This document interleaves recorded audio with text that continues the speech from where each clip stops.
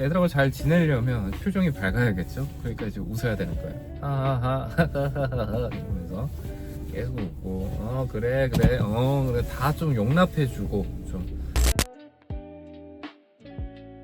학생들이 어떤 교사를 원하는가 공급과 수요의 그 측면에서 생각을 해보면 학생들은 잘 웃는 교사를 좋아합니다. 표정이 밝고 잘 웃는 교사가 좋은 거죠. 근데 어떻게 우리가 맨날 웃습니까? 일단 웃으려면 몇 가지 조건이 필요한 것 같은데 그 중에 가장 요구되는 조건이 체력적으로 일단 건강해야 돼요. 정신과 체력이 굉장히 건강해야 됩니다. 내가 체력이 없는데 애들 앞에서 웃어줄 수가 없거든요. 몸이 힘든데 웃을 수가 없죠. 몸이 힘든데도 웃을 수 있는 사람은 정말 대단한 정신력을 가지신 분들이에요. 어디까지나 평균의 범위에서 생각을 하는 거예요. 아침부터 이제 학생들을 이렇게 봐야 되는데 저도 아침 조회 시간에는 웃어주기가 좀 힘들 때가 있습니다. 너무 피곤하거든요. 체력적으로 좀 평균 이상이 되어야 됩니다. 안 그러면은 좀 힘들어요. 웃어주긴 힘듭니다. 근데 웃어야 되는 이유가 뭐냐면 안 웃으면은 애들하고 지내기가 어려워요. 애들이 표정이 어두운 선생님하고는 가깝게 지내지 못합니다. 그런 말이 있잖아요. 못생기면 웃기라도 해라. 근데 이게 웃기가 쉽지가 않아요. 애들이 또 예쁠 땐 예쁜데 예쁜 순간보다는 사실 좀 이 나이 때 애들이 그 재주가 있어요. 사람 열받게 하는 재주가 있습니다. 본인들만 몰라요. 선생님들 굉장히 긁습니다. 여러 가지로 긁으려고 긁는 게 아니라 그냥 그런 거예요. 그 존재 자체가 애들이 아직 뭘 모르기 때문에. 근데 이제 그걸 알죠 우리가. 그러니까 참는데 평소엔 괜찮아. 근데 엄청 힘든 날 있잖아요. 이제 그런 날은 참아주기가 좀 힘들어요. 우리도 문제가 그런 날 생깁니다. 우리가 참기 힘든 날. 참으면 아무 문제가 안 생기죠. 애들하고 잘 지내면 되니까. 언제나 그 컨디션이 빵빵할 수는 없잖아요. 컨디션이 좋지 않은 날 문제가 꼭 생깁니다. 그런 날 조심해야 돼요.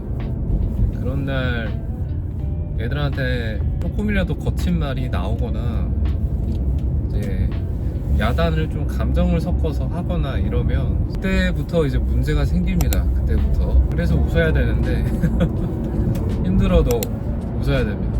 힘들어도 웃어야 되고 애들 앞에서는 힘든 티를 안 내는 게 제일 좋긴 해요. 근데 그게 제일 어려운 부분입니다. 왜냐하면 그 공간에 있는 것 자체가 굉장히 힘든 일이거든요.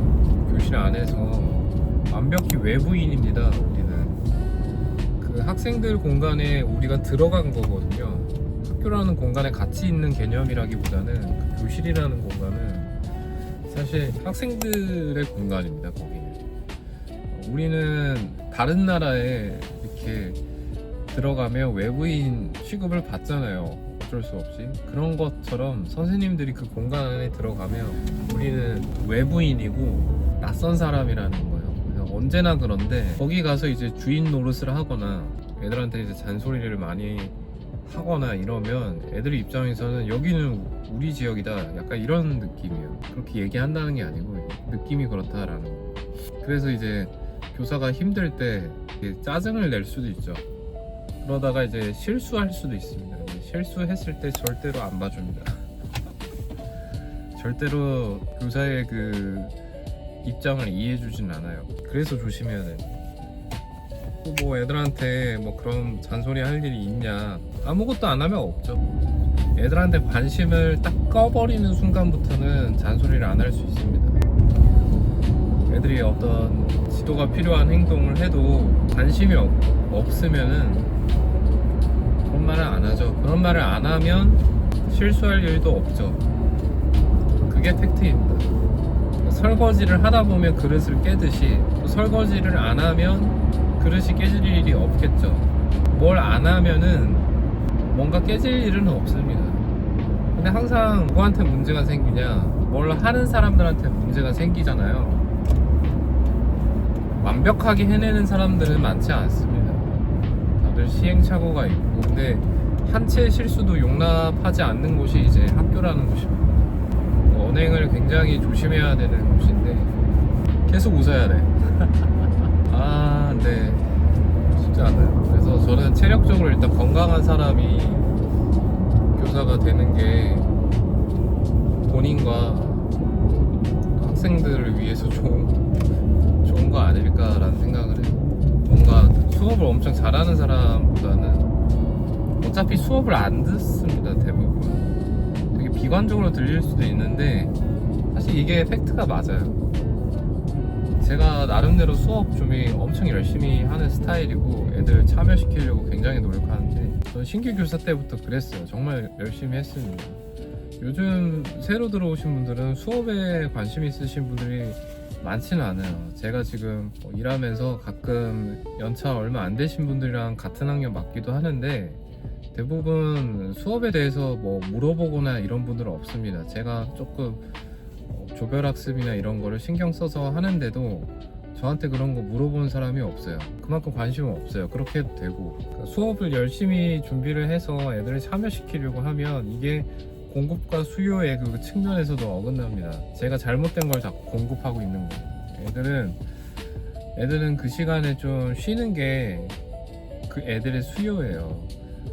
대부분 고등학교를 오고 싶어서 왔다기보다는 등 떠밀려 온 경우가 많고 우리나라가 성적이 아무리 개판이어도 진급을 다 시킵니다. 유예시키지 않고. 그러니까 기초학력도 보장이 안 된 그런 애들이 그냥 올라온 거예요.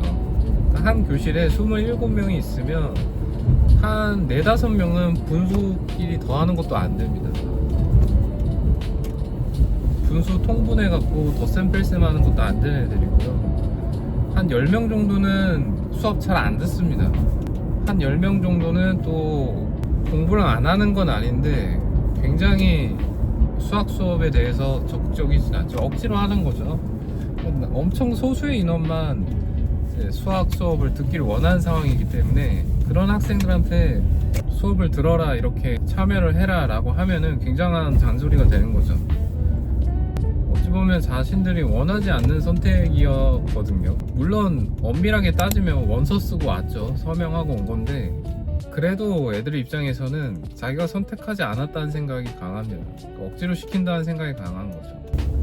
학부모들도 학교는 뭐 돌봄 기관 정도로 생각하는 것 같아요. 교육 기관보다 돌봄.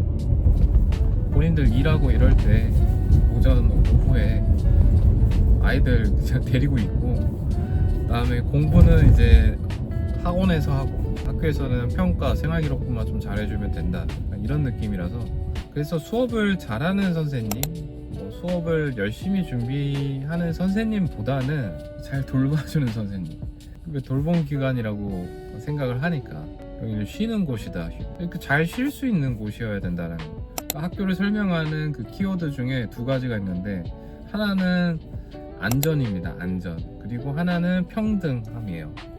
공정함 이런 것들이요.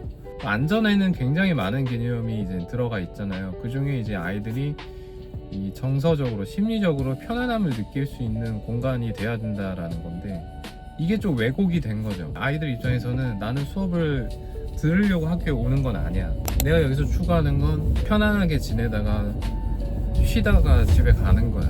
어차피 학교는 나와야 되는 거니까 부모님이 가라 그래서 가든 어찌됐든 다들 다니니까 학교가 교육적으로 굉장히 뭐 어떤 목표를 성취하고자 뭐 그런 느낌은 전혀 아닌 겁니다.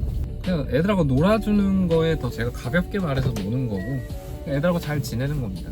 웃어야 되는 거예요. 하하하하하하 이러면서 계속 웃고 그래 다 좀 용납해주고 좀 그게 나쁜 건 아니죠.